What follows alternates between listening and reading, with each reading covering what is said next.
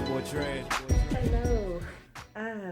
It's so good to be back. It's been a minute. I was on vacation for a little while, and everyone needs a little break.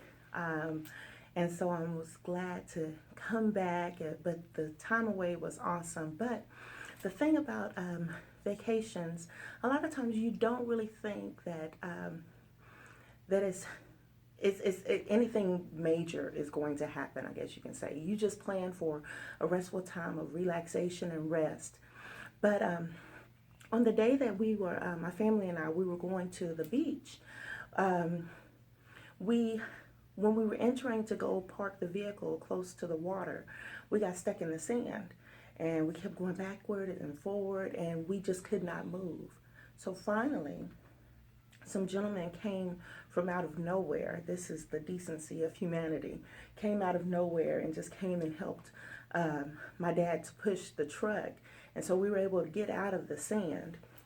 And then when we were preparing to put up the tent behind the truck, the wind was so high.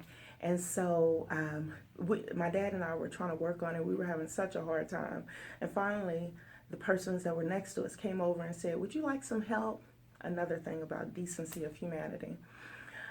But then the major thing that happened while we were there, we were enjoying our lunch, and a gentleman came out of the water, and he was coming towards us. And at first, it just seemed so very surreal.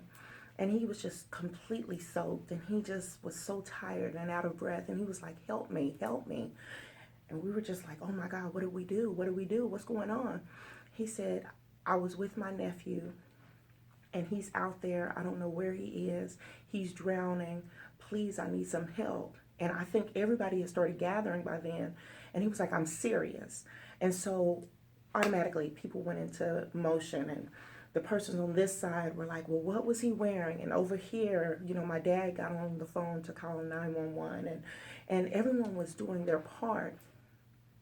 Now, thank God that the gentleman was able to be found, the other young man.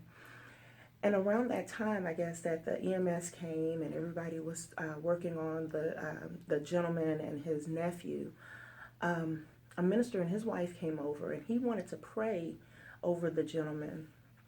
And then the wife began to talk with us, and she was telling us about, she was like, "You know what, this is just God's providence," because we just thought we were coming to the beach just to enjoy some time in the sun, and God had us at this place at this time so that we can make sure that we were able to help those young men.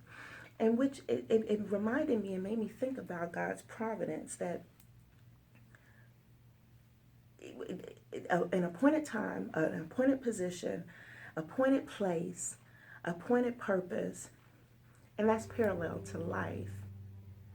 And that just made me think about God's providence. There is an appointed position. We were there at that specific time so that we can help. There's an appointed place. We didn't have to park in that specific spot on the beach, but we did, and a specific purpose so that we could be able to make sure that those gentlemen were okay.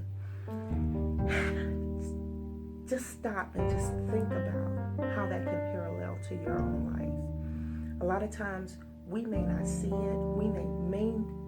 Our faith may even waver every now and then, but God has us in His plan. He has everything purposed out. He has everything in His control. We just have to trust and do our parts and do what we're supposed to do. And so I'm thankful for that little reminder, even during vacation time, of how God just continues to watch over us and protect us.